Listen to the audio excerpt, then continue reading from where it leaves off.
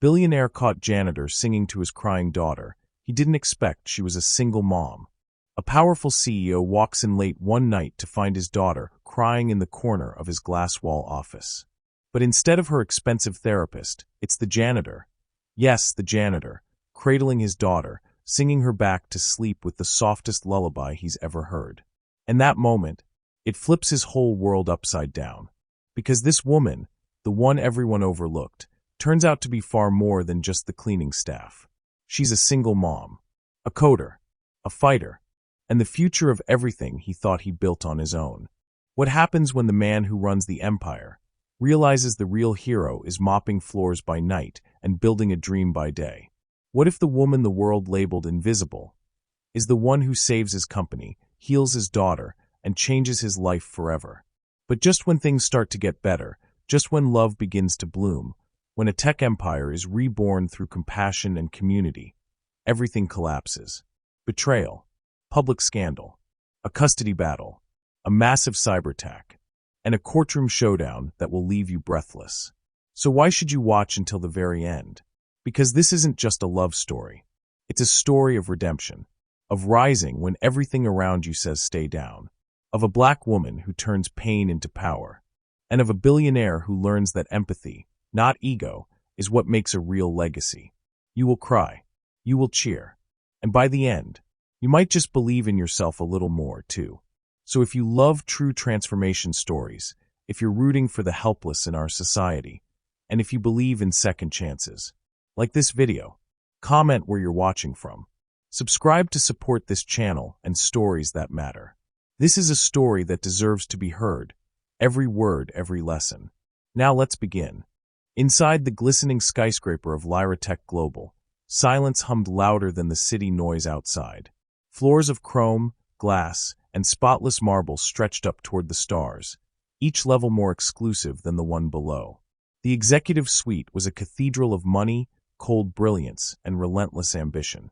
Nathaniel Sloan, Nate, only to those who no longer dared to call him friend, stood alone at the edge of his corner office, one hand wrapped around a glass of scotch, the other pressed against the floor-to-ceiling window. Below, Manhattan flickered like circuitry, alive, automated, unfazed. He hadn't blinked in minutes. Not really. Behind him, a soft, persistent sob pierced the quiet. He didn't turn. He knew that cry. Ellie. His 4-year-old daughter had been brought in after her nanny called out sick again. His assistant had made a half-hearted attempt to distract her with coloring books and Disney+. It didn't work. It never worked anymore. Since Clara died 6 months ago, Ellie cried for no reason and for every reason. She cried at clouds, at quiet, at loud noises, at nothing at all. And he didn't know how to fix her. He didn't know how to fix himself. I said I'd be done in an hour, he murmured to no one, guilt thick in his throat. Then the sobs stopped. Not silenced, soothed. In their place, a voice. A lullaby. Low. Mellow. Soft. Familiar. Comforting. Somewhere over the rainbow, way up high. It was a woman's voice, untrained, but raw and warm, like syrup poured over sorrow. Nate turned, slow. Through the slightly ajar glass door leading into his private conference room-turned-playroom, he saw something that stopped him cold. His daughter, tear-streaked cheeks, toy bunny clutched to her chest, was curled into the lap of a woman wearing janitor's overalls. One hand rubbed Ellie's back. The other gently swept her curls behind her ear. Tamika Wells, Tammy, as her ID badge read. She hadn't noticed him yet. Her eyes were on the little girl. The singing was for her, and only for her. Ellie, the child who hadn't let anyone touch her in weeks, was now wrapped around this stranger like she'd known her forever. And she wasn't crying anymore. Nate pushed open the door, slowly. Tammy looked up. Their eyes locked. Silence. Mr. Sloan, I didn't mean, she stammered, voice breaking. Nate stepped in, confused, rattled, and something else, ashamed? Protective? Threatened? What are you doing in here? He asked, cold but low. Tammy's spine straightened. She was crying. Loud. I was cleaning the hallway. I didn't touch anything. I just sat with her. She's not your responsibility. Tammy blinked, hard. I didn't think responsibility was required to care. The words landed harder than he expected. He looked at Ellie. She was drifting off now, still curled into the stranger's chest, Bunny half asleep beside her. The CEO, the janitor, and the little girl who needed something neither of them had anymore. Tammy Wells wasn't supposed to be there. Not in that room. Not in that position. Not anywhere near the daughter of one of the richest men in America. She'd taken the night shift at Lyratech to pay her rent while attending online college classes and working her second job at a diner. No one at this company knew her name, and she liked it that way. Invisible meant no trouble. Invisible meant no risks. But when she heard that baby girl sobbing like her own son did when the nightmares came, Tammy's instincts kicked in before her brain had time to scream, "Don't do it." Now she was sitting in the lion's den, cradling his cub. "I'll go," she said softly, shifting Ellie off her lap and onto the beanbag in the corner. No, Nate's voice stopped her. "Stay." She turned, surprised. He rubbed his temple. "I don't know what to do with her anymore." Tammy's voice softened. "You don't have to do anything. Just be there." Nate chuckled bitterly. "That hasn't worked for months." She didn't say anything. Just picked up a small giraffe plush and placed it next to Ellie. "What's your name again?" he asked. "Tamika. But everyone calls me Tammy." He nodded. "She likes you. I didn't mean to overstep." "You didn't." Silence. "I lost her mother," Nate said suddenly, almost to himself. "Car crash. Drunk driver. 6 months ago. I was supposed to pick them up that night, but I stayed late for a meeting." Tammy felt that in her chest. "I'm sorry. I'm sorry too." The janitor didn't leave. Not that night. She stayed until Ellie was fast asleep. Then, quietly, she gathered her cart and disappeared into the fluorescent-lit hallways of the 47th floor. Nate watched her go. The building had never felt so quiet. Or so human.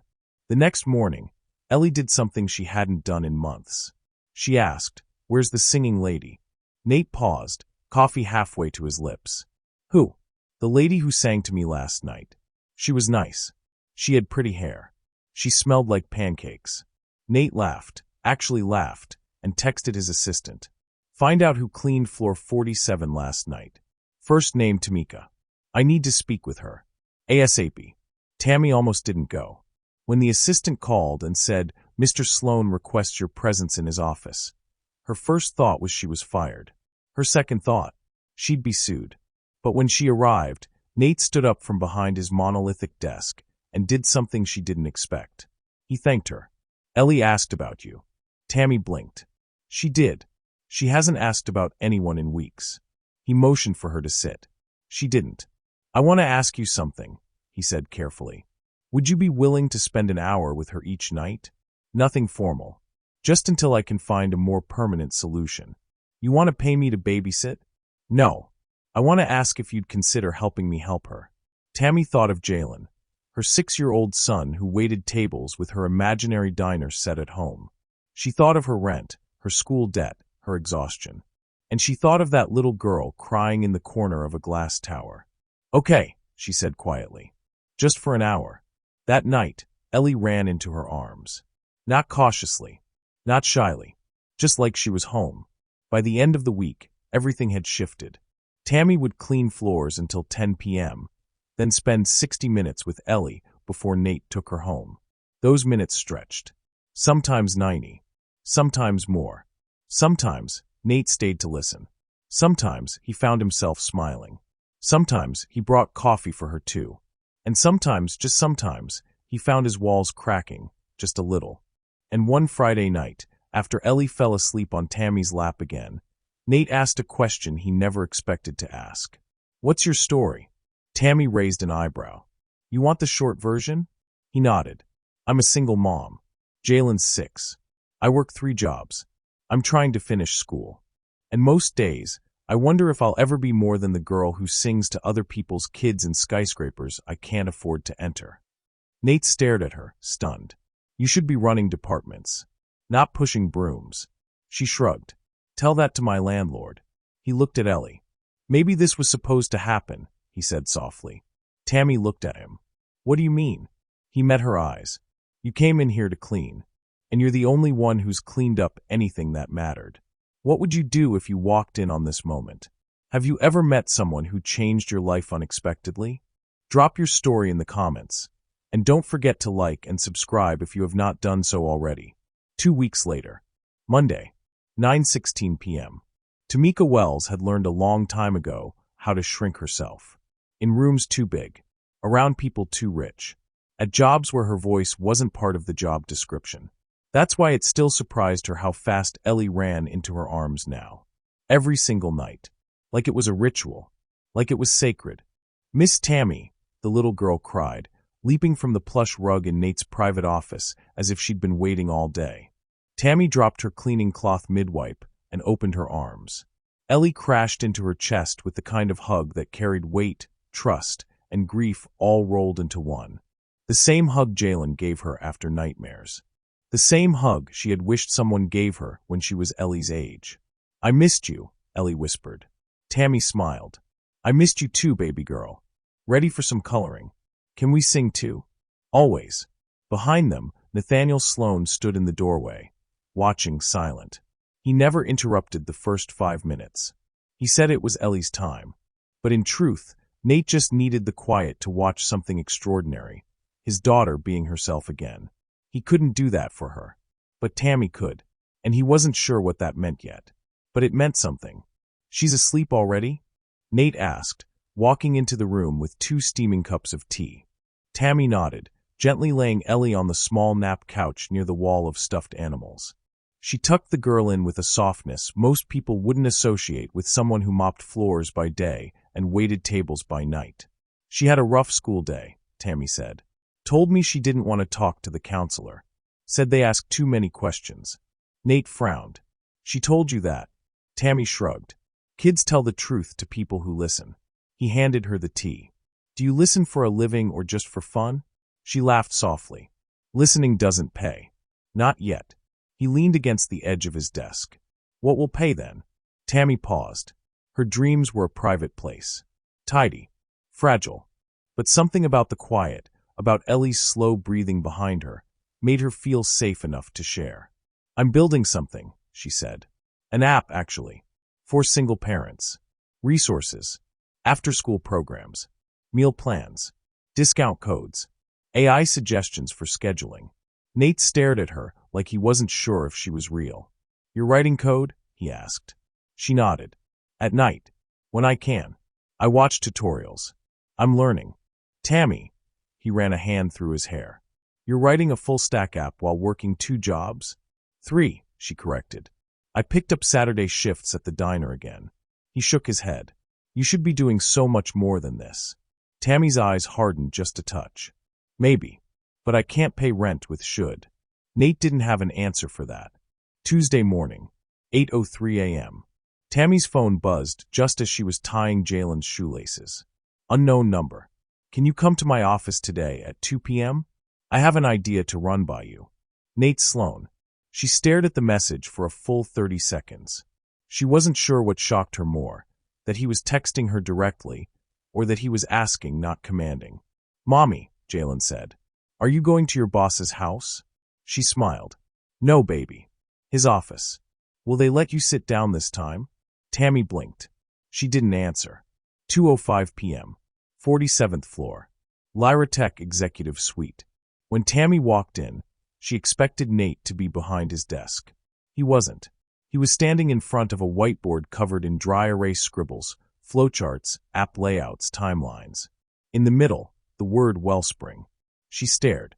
"You named it." Nate turned. "Just a placeholder.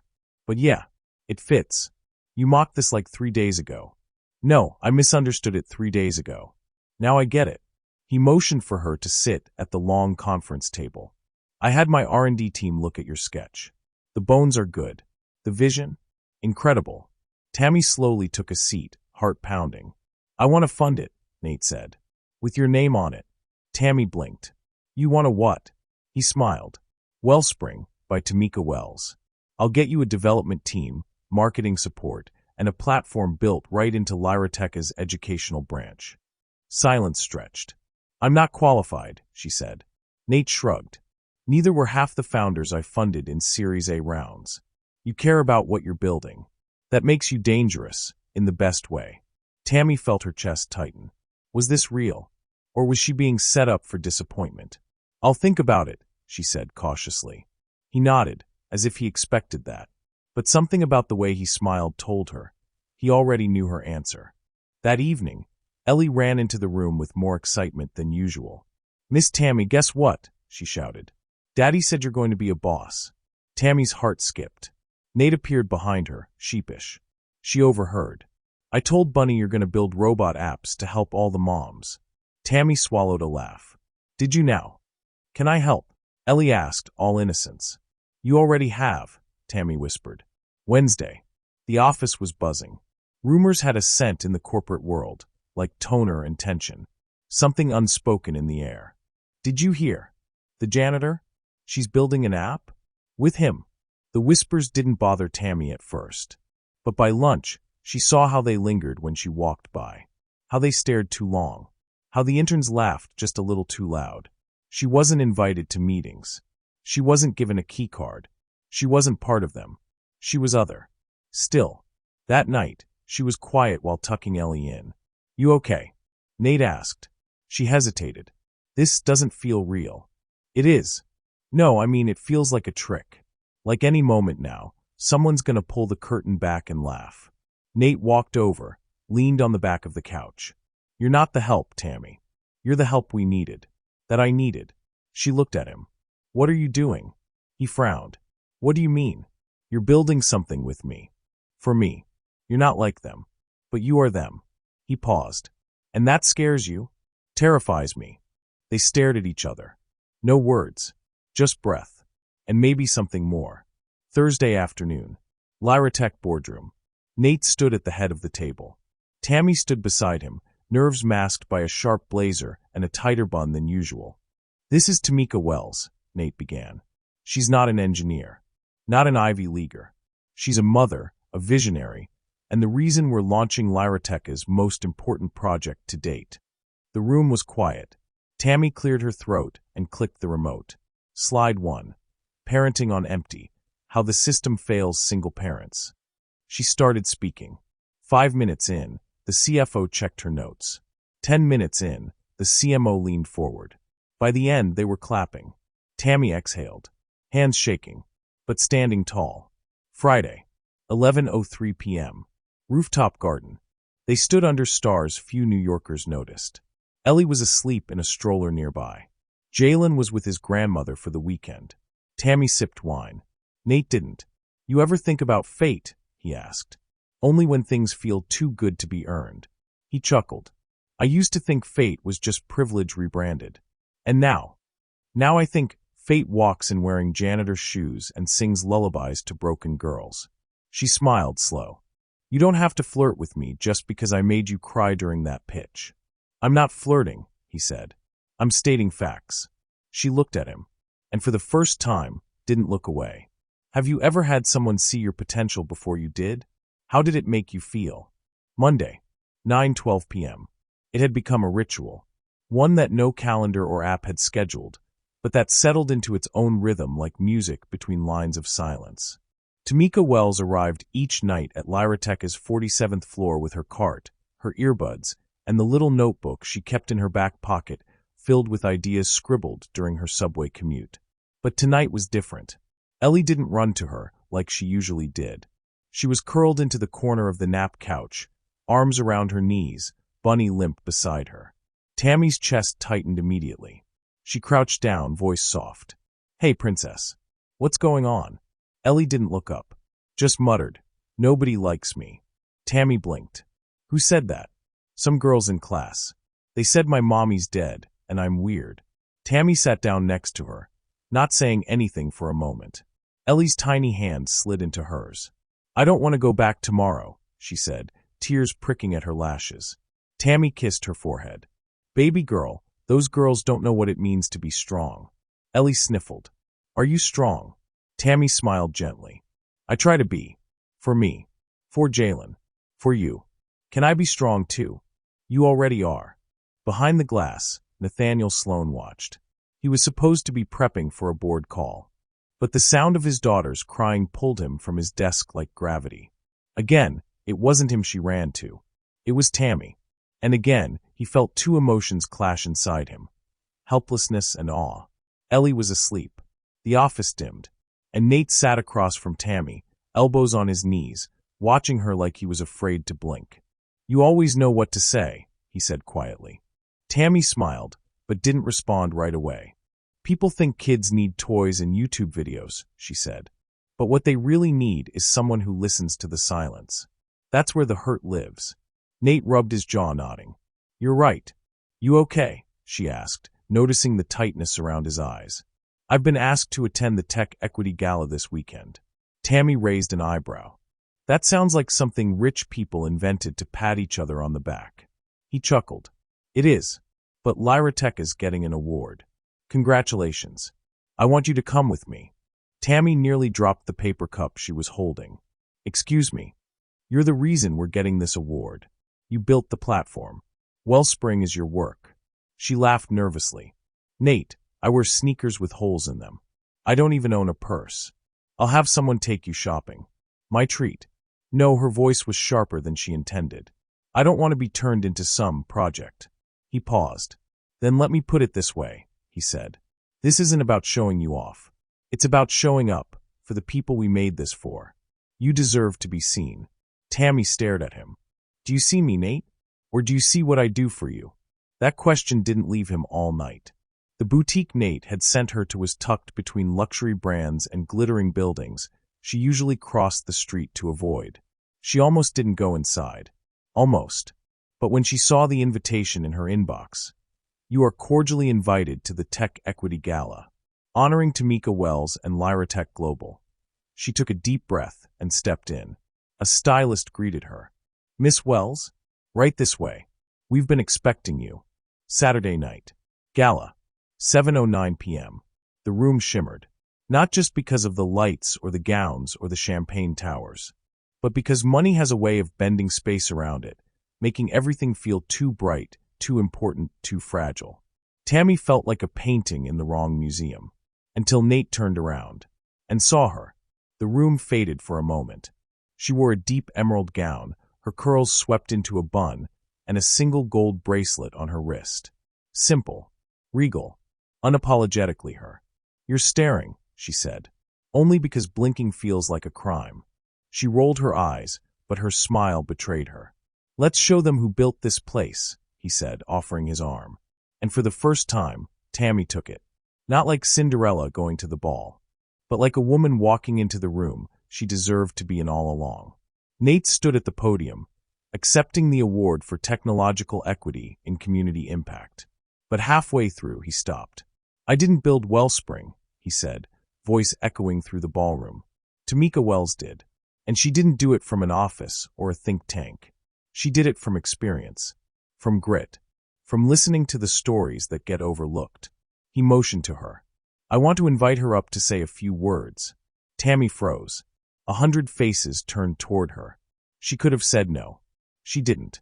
She took the stage slowly. The lights felt like heat, the microphone like stone. But when she looked out, she didn't see a crowd. She saw Jalen's face. She saw Ellie, safe in her father's arms. She saw the women like her, watching from behind screens or from 2 jobs away, wondering if they'd ever get a chance to be heard. "My name is Tamika Wells," she began, "and I'm a mother. I'm a coder.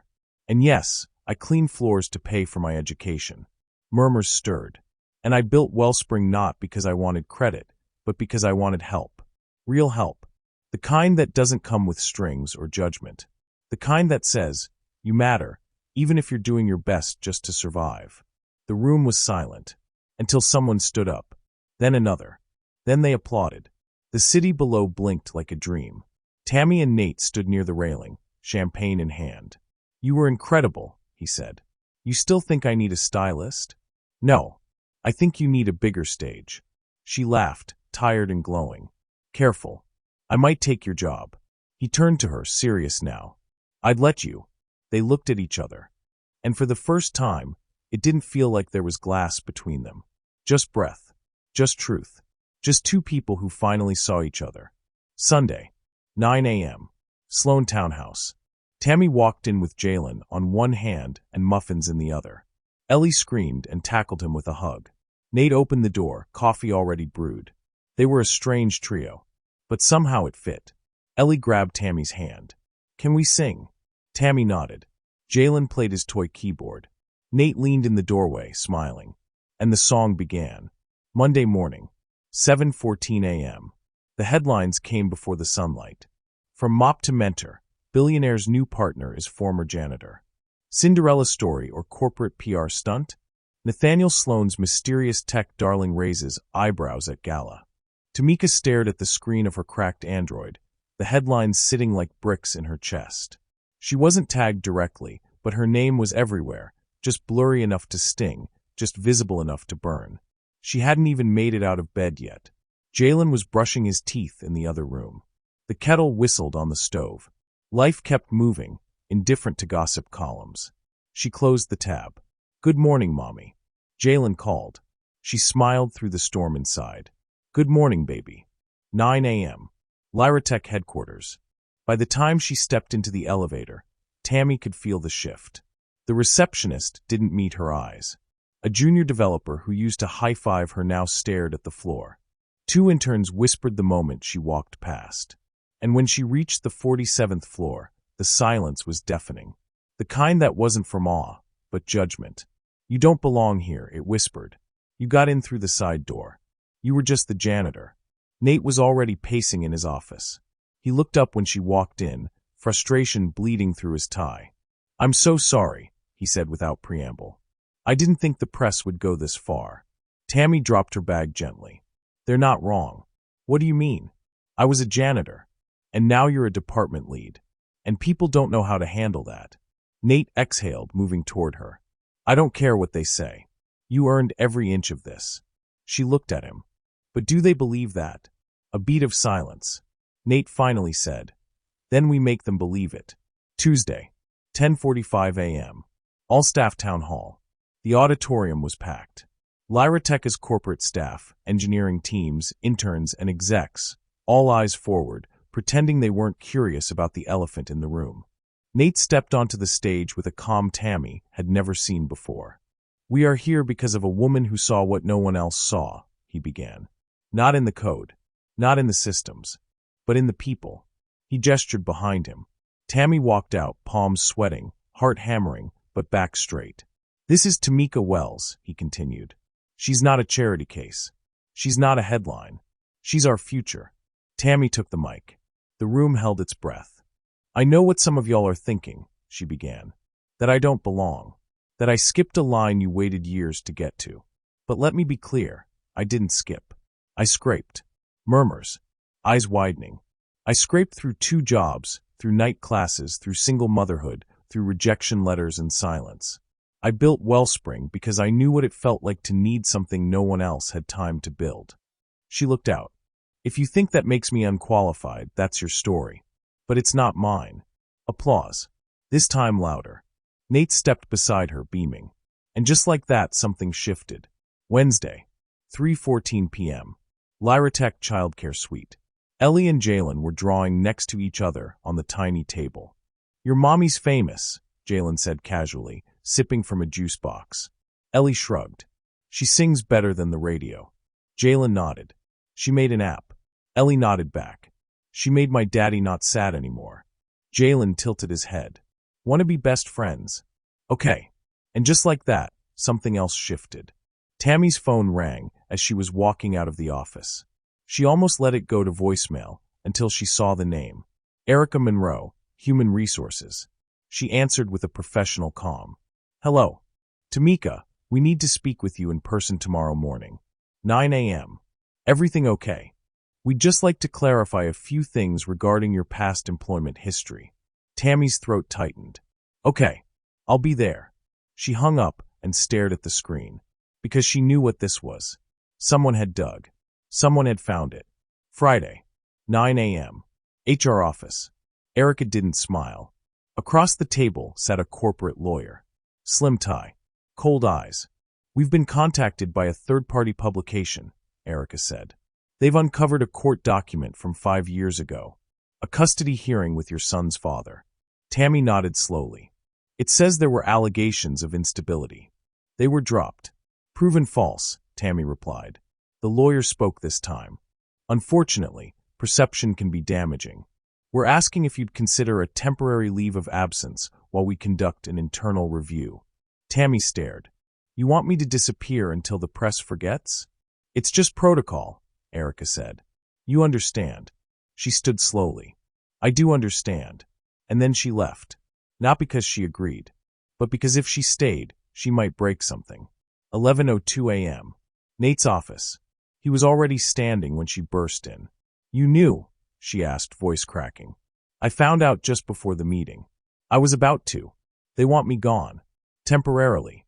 There is no temporary when it comes to this. You know that. Nate ran a hand through his hair. Let me fix this. You can't fix this, she said, backing away. He stepped forward. Tammy, don't. Let me fight for you. Tears brimmed. I don't need you to fight for me, she said, voice shaking. I need you to stop building things that crumble the moment I'm not perfect. He didn't know what to say. So she left. Again. Friday night. Empty apartment. Jalen was with his grandmother again. Tammy sat on the couch, laptop open.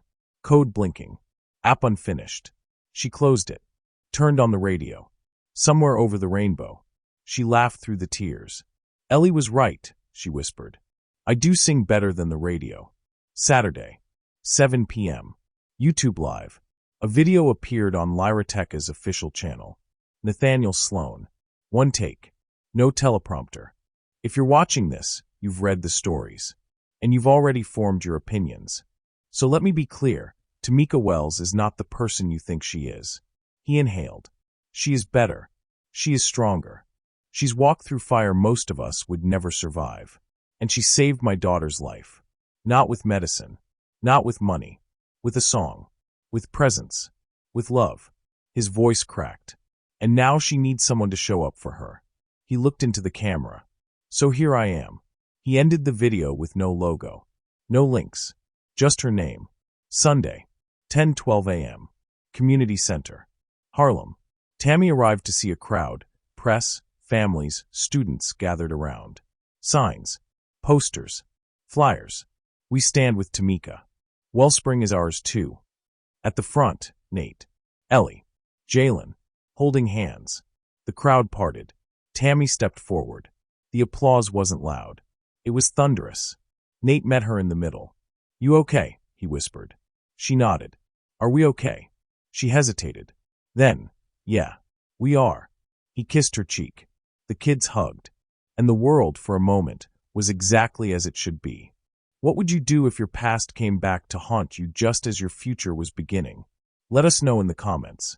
If this part moved you, hit the like button and don't forget to subscribe. Monday morning, 7:45 a.m. Tamika stood outside Lyrateca's newly launched Community Technology Division, a fresh plaque still gleaming on the wall. Wellspring HQ, empowering parents, empowering futures. The line outside stretched down the block. Single moms with strollers. Dads in work boots. Teens holding resume folders. People who had heard about her. People who believed in her. She hadn't expected it to move this fast. And honestly, she hadn't expected to be the one everyone was looking for. Tammy, they're ready for you in the conference room, a staffer called. She nodded, adjusted her blazer, and whispered to herself, let's go. Because today wasn't about proving herself. It was about building something that couldn't be torn down. Conference Room A, 8:06 a.m. A mix of Lyratech executives and nonprofit partners filled the table. At the head sat Nate, nodding as Tammy laid out her strategy. She pointed to a slide on the projector. From surviving to scaling, the future of Wellspring. Over the last week, we've onboarded 2,300 users across 5 boroughs, she said. By end of quarter, we project 10K active users, mostly working parents, caregivers, and students. One of the execs raised a hand. Impressive numbers, Ms. Wells. But some on the board are concerned about long-term sustainability. You're betting big on communities that don't traditionally spend on tech. Tammy didn't flinch. That's because they haven't traditionally been served. We're not selling a product. We're solving a problem. Another hand. Do you have the team to scale this? Before she could respond, Nate spoke. She's building one. And anyone smart would want to be part of it. That ended the questions and started something else. Tuesday, 9:12 p.m. at Sloan residence. Tammy sat curled up on the couch, Jalen beside her playing Minecraft on a tablet. Ellie was asleep upstairs. Nate was finishing up a call in the next room. It had become normal now. This space. This calm. She took a deep breath, let herself feel it. Jalen nudged her. "Mommy, do you like Mr. Nate?" She raised an eyebrow. "What do you mean?" Like. She smirked. "Where did you hear that?" "TV. Tammy laughed softly. "I like that he makes you laugh. And I like how kind he is to Ellie." Jalen nodded, solemn. "I like him too. He makes grilled cheese with the crust cut off." "I see where your standards are," she teased, tickling him until he squealed. But as he leaned into her side, Tammy felt something inside her whisper. What if this was it? Not a phase, not a project, but home. A meeting was scheduled with potential investors. Tammy and Nate arrived 5 minutes early, presentation ready, deck rehearsed. But the moment they stepped into the room, Tammy could feel it, the shift. The way one investor raised an eyebrow, another barely looked up from his phone.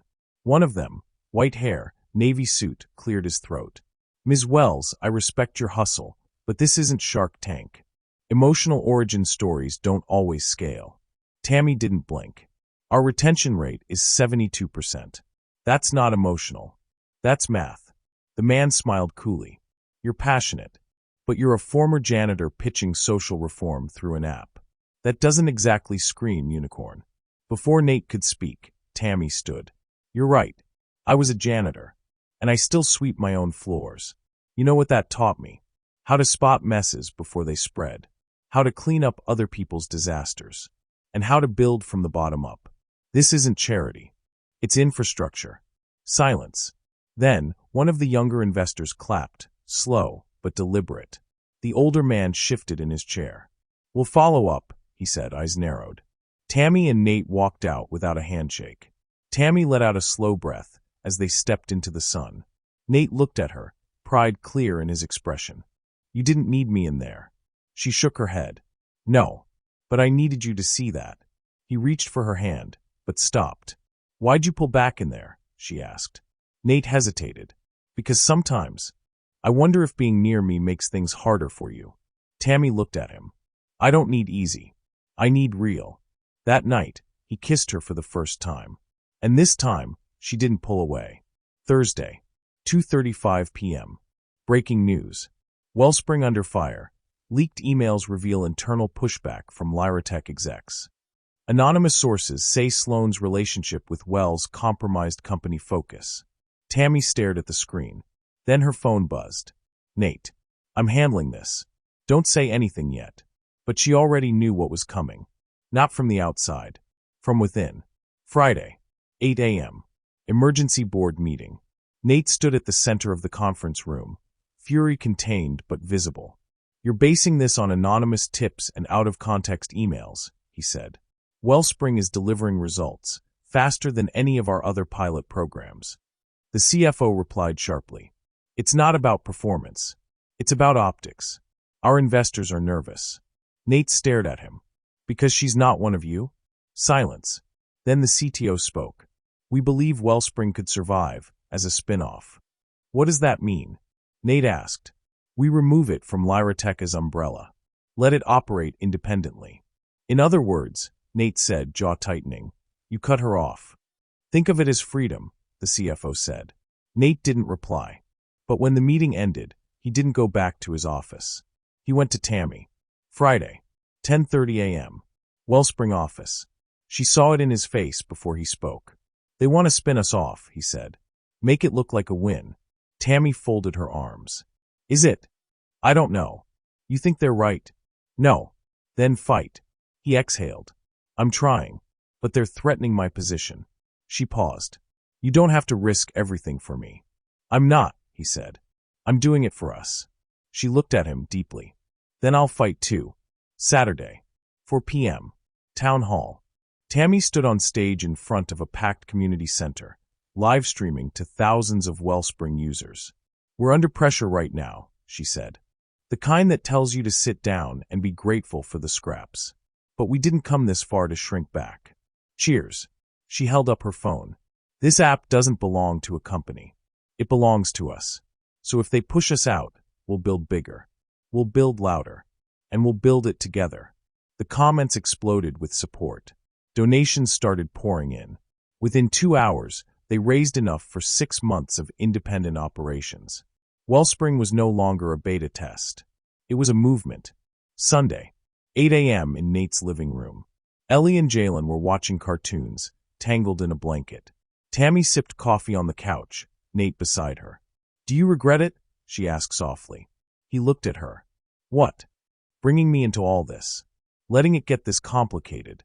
He set his cup down. "No. I regret every minute before I knew you." She turned to him. "So what now?" He smiled. "Now we stop asking for permission." She leaned her head on his shoulder. And together, they watched their kids laugh like they hadn't a care in the world. Monday, 9:05 a.m. Lyratech main lobby. To meet Tammy, Wells walked into the building with a quiet confidence. Not loud, not arrogant, just rooted. After months of struggle and growth, her feet didn't hesitate as they crossed the marble floors. She had a schedule to keep, meetings to lead, lives to change. What she didn't know was that the past, hers, was already sitting upstairs waiting. Nate looked up from his tablet as his assistant knocked once and entered. "There's a man in the waiting room," she said. "Claims to be Tammy's ex, says it's urgent." Nate's back straightened. "Did he give a name?" "Derek Collins." Nate stood slowly. "Keep him there. Don't let him talk to her. I'll handle it." Derek sat with his legs spread wide and arms draped across the back of the velvet couch, like he owned the place. Gold chains. Flashy rings. A Gucci belt too shiny for 9 a.m. Nate walked in slow, calm, but ready. "Mr. Collins?" Derek turned, smirked. "Well, damn. You're the guy. What do you want?" Derek clicked his tongue. "Straight to business. You and Tammy must really be made for each other." Nate didn't respond. Just stared. "I want what I deserve," Derek said. "Which is?" "My kid. My respect. And a slice of that fancy app she's been making." Nate narrowed his eyes. "You were out of Jalen's life for 6 years." Derek shrugged. "Still his daddy. You gave up custody. Wasn't my idea. I got cornered by some judge who thought Tammy cried pretty. She built this from nothing. You don't get to waltz in now and lay claim to her story." Derek leaned in. "That's the thing, though. People love a scandal. You think the media will care if I show up saying she lied about me? Said I was abusive when I wasn't? They won't fact-check. They'll headline." Nate clenched his fists. "You're blackmailing her." "Business is business," Derek said, standing. "Now you get to decide. Do I walk out of here with a contract or a court date?" Tammy was reviewing the latest UX feedback when Nate walked in. One look at his face, and her stomach dropped. "What happened?" "You need to sit down." "I don't want to sit down. It's Derek. He's here." She blinked, then stood. "He what?" Nate stepped closer. "He wants money. Or he's going to the press." Tammy's heart pounded. "On what grounds?" "He says he's Jalen's father, that he was wrongfully pushed out of custody. Says he'll leak your court history." She exhaled, fists clenched. "I knew he'd show up when I started rising. Let me handle it." "No. Tammy." "No," she repeated firmer. "If I let you fight my battles, I become a victim again. I'm not doing that." He nodded slowly. "Then we do this your way." They met in a gray room that smelled like paper and tension. Derek sat across from her, smirking. "I see you got your rich boyfriend running interference now," he said. Tammy didn't flinch. "He's not here for you. He's here for me." Cute. "But we both know why I'm here." "No, Derek. You're here because you think you can still scare me. You think I'm the same girl you left in a roach-infested studio with a toddler and no money." He leaned back. "I'm just saying, with a little paperwork, I can blow this whole happy little family brand to pieces." Tammy stared at him. And then she reached into her purse, pulled out a worn legal folder, and slid it across the table. "What's this?" "Everything," she said. "The full custody file. Transcripts. Drug test records. Restraining orders you forgot about." His face shifted. "I made sure to keep a copy for days like this," she continued. "You don't get to rewrite history just because I upgraded my life." Derek picked up the folder, thumbed through a few pages, then stood. "This ain't over." For you maybe, Tammy said. For me? I'm just getting started. Tammy sat in a studio setting, just her, a mic, and a live stream audience of over 12,000. She knew the questions were coming. And she was ready. Someone submitted. There are rumors about your past. A custody battle. Is it true? She looked straight into the camera. Yes, it's true. 5 years ago, I fought for the right to raise my son without fear. I fought because I was alone, broke, and terrified, but I never stopped showing up for him. The comments began to scroll. You're brave for this. We believe you. Thank you for your honesty. Been through it too, sis. Respect. And for anyone wondering if my past makes me unqualified to lead, she added, I built this because of my past. Not in spite of it. Mic drop. The CFO was less than thrilled. She went public with private legal matters. That exposes us. Nate leaned forward. What exposes us is pretending our leaders have to be perfect. She told the truth. The public respects that. She's a liability. She's the reason we've tripled user engagement. The board shifted, murmurs rising. Then the CMO spoke. She's not a liability. She's a leader. And frankly, we could all learn from her transparency. A vote was called. Wellspring remains under Lyratech protection, and Tamika Wells retains full leadership. The city lights blinked below. Tammy leaned on the railing, wind in her curls, wine glass untouched. Nate stepped beside her. You did it. She exhaled. No, we did it. He reached for her hand. I've watched CEOs lie through their teeth. Investors sugarcoat numbers. Politicians dodge truth like bullets. And then there's you, standing on a cliff and saying, here I am. She looked at him. You make me brave, she whispered. You make me better, he said. And this time, when he kissed her, it didn't feel like an ending. It felt like the beginning. Jalen and Ellie ran between booths, Tammy watching them with a smile that reached all the way to her soul. A little girl tugged at her hand. Are you the lady who made the app? Tammy crouched. Yes, baby. That's me. My mom said it helped her find a better job. So I made you this. She handed over a crayon drawing. Stick figures holding hands under a big heart. Tammy teared up. Thank you, she whispered. Because now it was real. She wasn't just telling a story anymore. She was changing them. Have you ever had your past used against you just when you started rising? Let us know in the comment section. Lyratech was buzzing, but not with innovation. For the first time in months, the energy on the 47th floor was tense, controlled, calculated, as if everyone was waiting for something to break. Tamika Tammy, Wells stood at the coffee machine in the open concept kitchen, listening to the quiet. No good mornings, no glances, no recognition, just silence, and silence, she had learned, was often the loudest weapon of all. She stirred her coffee and returned to her office. The door closed behind her like a sigh. Nate stormed in with his phone in one hand and a printout in the other. They're doing it again, he said. Tammy took the paper, brows furrowing as she read the leaked memo. It was an internal document, and signed, circulating among senior management. A single sentence stood out. Wellspring's social mission distracts from Lyratech's growth trajectory. Tammy handed it back. So now I'm a distraction. Nate's voice was low, furious. You're the reason this company is relevant. But they can't handle the fact that you didn't come through the front door. She leaned against the edge of her desk. They'll never accept me. No, but they will respect you. How? By making it impossible not to. The crowd in the ballroom was massive. Industry leaders, educators, reporters, students. Tammy stood behind the curtain, rehearsing her breathing. Take your time, Nate said softly from beside her. I've never done anything like this, she whispered. He smiled. Neither had I, until I did. When her name was called, she walked out to thunderous applause. Thousands of eyes. Thousands of expectations. But she didn't flinch. 5 years ago, she began, I was cleaning the floor of a tech firm just like this. I had a mop in one hand and a notepad in my back pocket. Ideas. Questions. Dreams. Silence. Not a cough. Not a whisper. Today, that notebook is Wellspring. She told them about single moms juggling jobs and kids. Fathers working double shifts. Students raising siblings. She told them about Ellie. About Jalen. She didn't pitch an app. She painted a mission. And by the time she finished, there were tears. And then, there was a standing ovation. Nate kissed her forehead. "You're a force." Tammy exhaled, still high from the adrenaline. "Did I really just do that?" He laughed. "Yes. And now your inbox is going to explode." It did.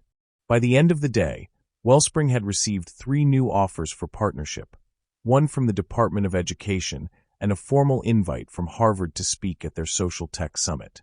Tammy had made the leap, but that leap would come with a cost. Nate entered late, his jaw set. The board had already started. "This isn't about performance," the CFO was saying. "It's about control. Wellspring has outgrown Lyratech's brand." "We are Lyratech's brand," Nate shot back. "No one's talking about our quantum systems. They're talking about her." "That's the problem," another board member chimed in. "She's eclipsing the founder." Nate leaned forward. "I don't care if she eclipses the sun. She's saving lives." There was a pause. And then the chairperson said, "We propose transitioning Wellspring into an external nonprofit, fully autonomous. You will no longer have direct oversight, Nathaniel. Nor will Lyratech fund it. You're cutting her loose. We're freeing her. You're trying to erase her." The vote passed. 7-2. Nate stood. "Then I resign." Gasps echoed around the room. "You built this company," someone stammered. He looked at them. "She rebuilt me. You should have paid attention." And he walked out. Jalen was watching cartoons. Tammy sat on the couch in sweatpants, her phone lighting up with hundreds of notifications. Media stories, public reactions, hashtags. Hashtag We Stand With Tammy. Hashtag Sloan Walks for Wellspring. Hashtag Tech Needs Tammy. Nate knocked once, then stepped in. "I quit," he said. Tammy blinked. "What?" "They voted to cut Wellspring loose. I told them I wouldn't be a part of it." She stood, stunned. "I did this to you." "No. You showed them what real leadership looks like." "I should thank you." She moved toward him. "What happens now?" He took her hands. "Now we start over."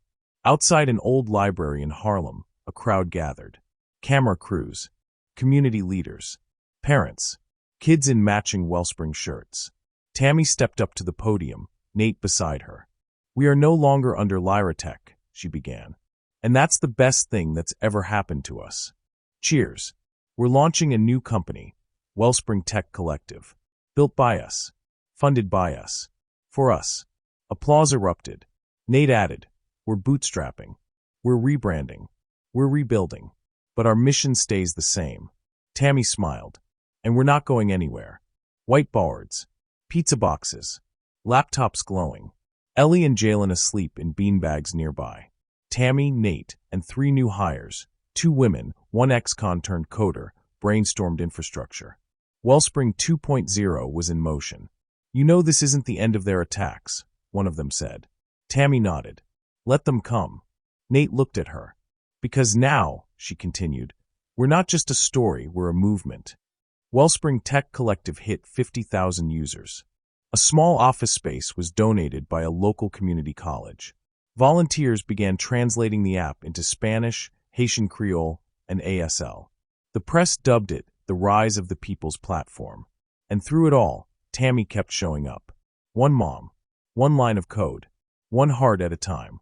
Rain hit the apartment windows in uneven rhythms, sharp and fast, like something was trying to break through.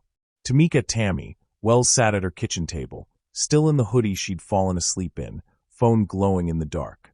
She was staring at a single line of text. "The app's down. Users can't log in." She refreshed the message, hoping it would disappear. It didn't. She pushed back from the table, heart already racing. "Not today," she muttered, grabbing her keys. Jalen, still asleep in the next room, stirred. Tammy paused just long enough to tuck the covers around him. Then she was out the door, hoodie up, boots on, praying this wasn't the beginning of the end. The tiny HQ buzzed with chaos.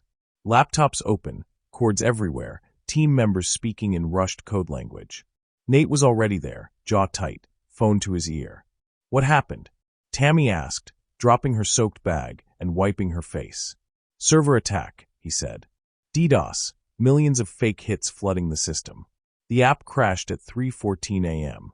Was anything breached? "We don't know yet." She felt her stomach drop. "How long until we do?" "We're trying to trace it, but they covered their tracks well. Tammy looked around at the people who had given everything, quit jobs, risked homes, stayed up all night for weeks. She turned back to Nate. This wasn't random. He nodded grimly. No, it wasn't. Wellspring was trending, for all the wrong reasons. #Wellspring fail. Community app shuts down, data at risk? Wellspring leaders silent after sudden crash. Tammy's phone buzzed nonstop. Emails. News pings. Parents asking if their saved childcare slots were gone. Tutors begging for answers. Users panicking. She wanted to throw the phone across the room. Instead, she walked to the center of the office and clapped twice. Everyone looked up. I don't care how bad it looks, she said. We own this. And we rebuild it. Not in secret. Not behind a press release. But in real time. They nodded. And then got to work. It got worse. Someone had leaked internal documents, early drafts of code protocols, financial spreadsheets, even personal emails. Out of context, they looked sloppy. Damaging. A new headline hit. Is Wellspring out of its depth? Tammy sat in a back room, reading line after line, wondering how many more times she could get knocked down before something cracked for good. Then her personal email pinged. From derek.collins@gmail.com. I warned you. I told you I could break this whole thing. But now, I'm coming for what's mine. See you in court. You're kidding, Nate said, pacing as he read the email. I wish, Tammy said. He filed a petition to reopen custody. But he hasn't had contact with Jalen in years. He doesn't care about Jalen. He cares about power. Attention. He's using the app as proof that I've gotten too busy to parent. Nate turned to her, eyes burning. Then let me help. No, Tammy. You can't fix this for me. I'm not trying to fix it. I'm trying to carry it with you. She paused, and then broke. Just for a moment. She sank into the couch, face in her hands. I'm so tired, she whispered. He knelt in front of her, took her hands. We'll get through it, he said. You're not alone. And for the first time in weeks, she let herself believe him. They gathered everyone, developers, outreach coordinators, volunteers. Tammy stood at the front with a whiteboard marker in hand. Here's the situation, she said. We got hit. Hard. But the system's not broken. Just shaken. So today we fix it, and tomorrow we tell the world why we're not going anywhere. Someone asked, what if we lose users? She didn't blink. Then we rebuild trust the same way we built this app. One story at a time. They got to work. And she joined them. No CEO title. No media shield. Just Tammy. The coder. The mom. The fighter. The system was back online. They rolled out a public status update, admitting the breach, explaining the fix, and thanking the community. Tammy signed it herself. We're not perfect, but we're yours. Then she went outside, found a quiet spot in a nearby park, and called her lawyer. We're fighting the custody case, she said. I want full representation. You got it, the lawyer replied. And for what it's worth, you're doing a hell of a job. Tammy looked up at the sky. Didn't feel like it. Not yet. Wellspring got its first major donation post-crisis. An anonymous contribution of $100,000. The note attached simply read, We see you. Keep going. Nate smiled when he read it. You've got angels now. Tammy shrugged.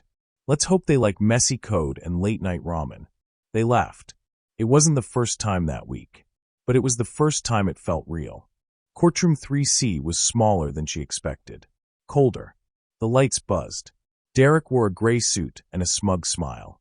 He winked when she entered. Tammy wore a navy dress, held Jalen's hand as he stayed in the hallway with her mother. She took the stand, explained her work, her hours, her balance.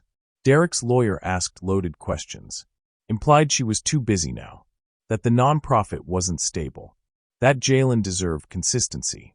Tammy didn't flinch. My son is the reason I do everything. The app, the outreach. It all started with me trying to give him the kind of world I never had, and the kind of world his father never showed up for. The judge didn't speak for a while. Then, court will reconvene in 2 weeks for the final decision. Tammy walked out, hands shaking. Jalen ran to her.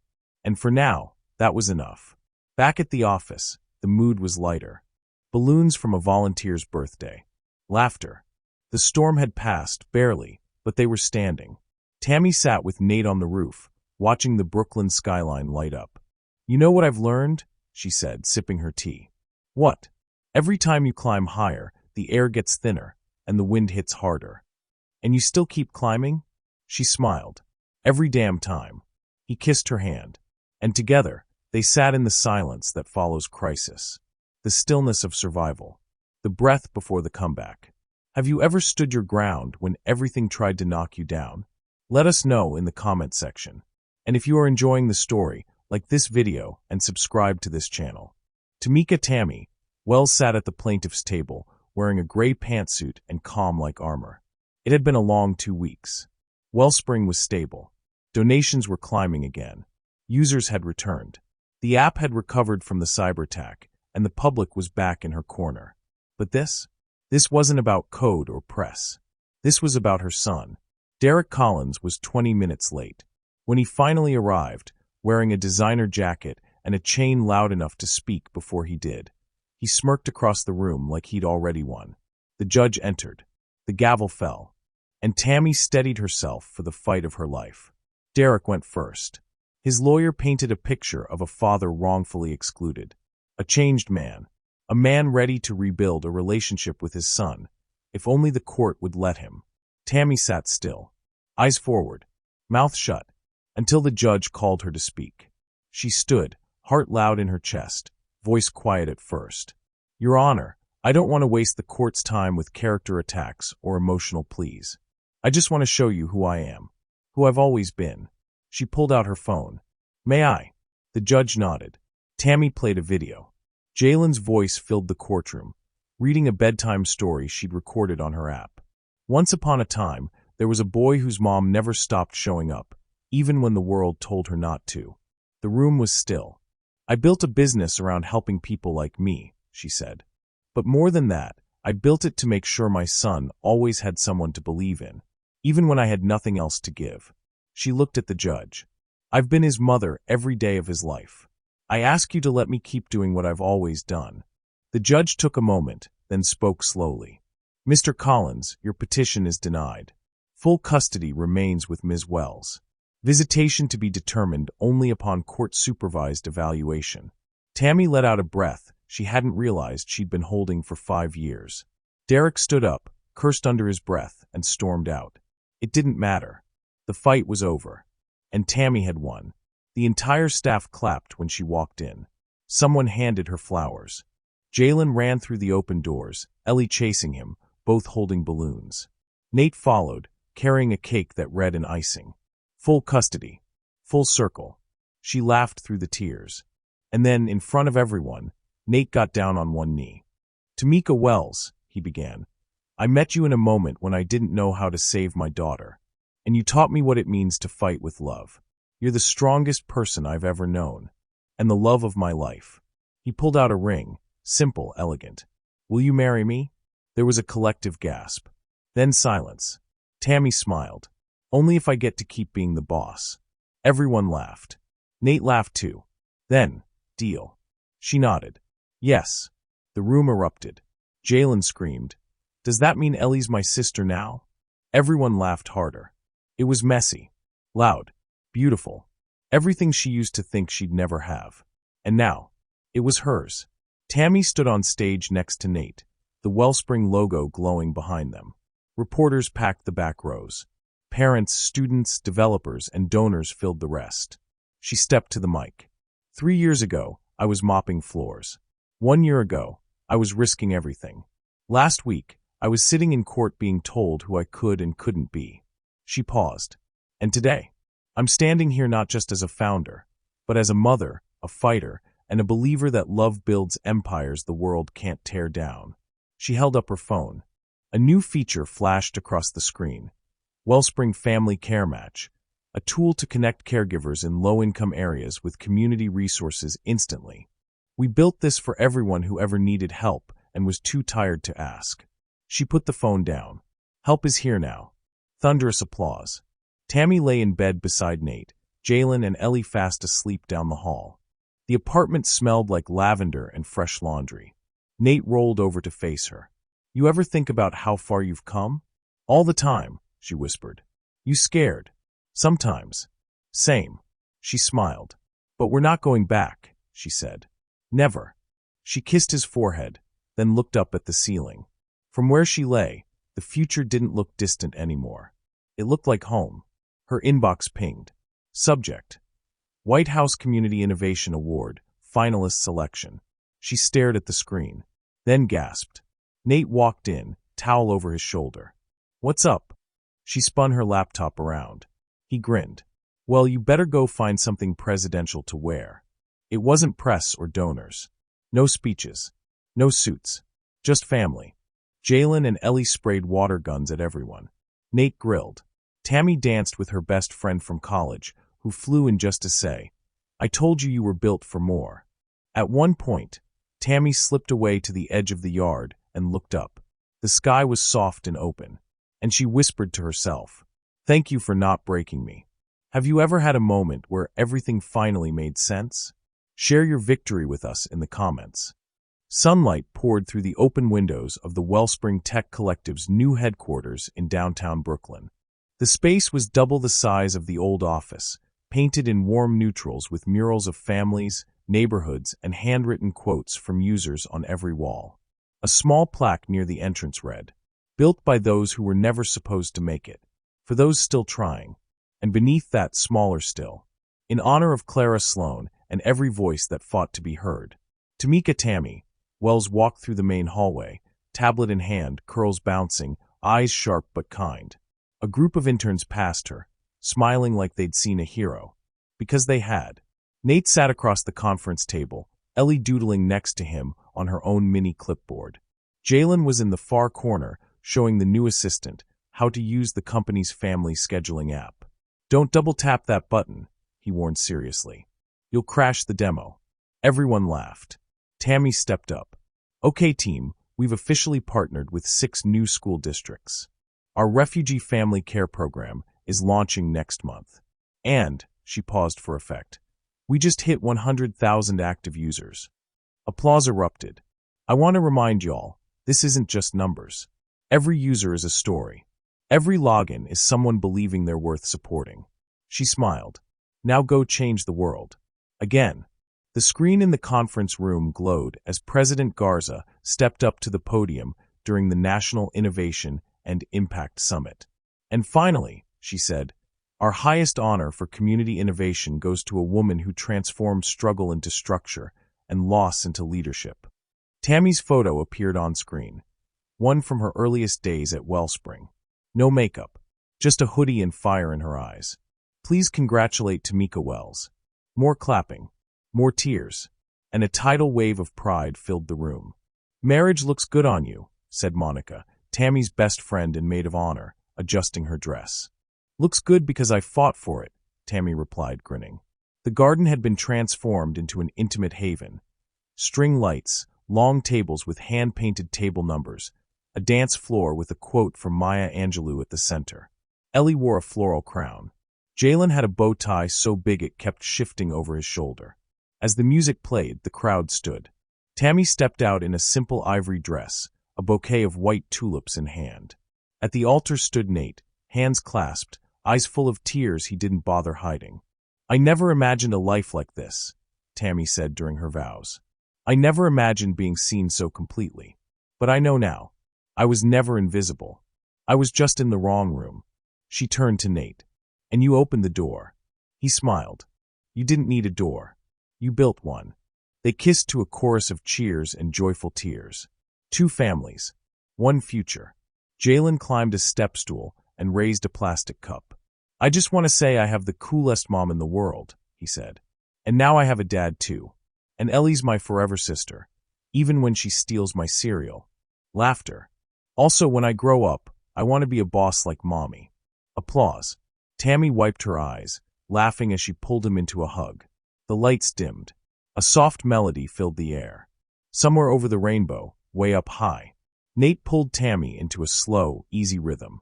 Remember when I caught you singing this? He whispered. I remember you almost fired me, she teased. I remember you saved me instead. They danced beneath stars and laughter. And the girl who once sang lullabies to a stranger's daughter. now spun in the arms of a man who had become her home. The house was quiet. Jalen and Ellie were still asleep. The coffee brewed on its own. Tammy sat by the window in Nate's oversized hoodie, watching the sun rise. She opened her laptop, checking the day's messages. One subject line caught her eye. CBS special, The Woman Who Rewrote the American Dream. Attached was the trailer. Clips of her story, mopping floors. Holding Ellie. The court hearing. The proposal. Jalen building app features beside her. She clicked play. The last line was her voice. I didn't start with power. I started with presence. And sometimes that's all you need. 1,000 people stood on the dirt lot in Atlanta, Georgia, the future headquarters of Wellspring South. Tammy stepped onto the stage. We're not done, she said. We'll never be done. Because as long as people need support, we'll keep building. Not for charity, but for change. Nate and the kids stood behind her, hands joined. And when she drove the first shovel into the ground, it wasn't symbolic. It was a promise. To every mother who'd ever been dismissed. To every child who ever needed a safe place. To every janitor who ever dared to dream beyond the mop. Thank you so much for staying till the end of this story. If you're still watching right now, that means something in this story touched you, and that means the world to us. We followed a janitor, a single mom, a woman the world tried to overlook, until life put her in a room where her presence couldn't be ignored. She didn't ask for permission. She stood up, built something powerful, and changed not only her own life, but the lives of everyone around her. The greatest lesson in this story: your position in life doesn't define your purpose, and sometimes the most life-changing moments begin with one quiet act of kindness. If this story moved you, please support this channel by subscribing, liking the video, and sharing it with a friend or loved one who needs to hear it. You never know who might be inspired by this story. We'll be posting another powerful story tomorrow, so please turn on the notifications and don't miss it. And if you haven't already, go check out our last video. It's the video that's on your screen right now. It's another amazing story you won't forget. Thanks again for watching. Stay inspired, stay kind, and remember, your story isn't over yet.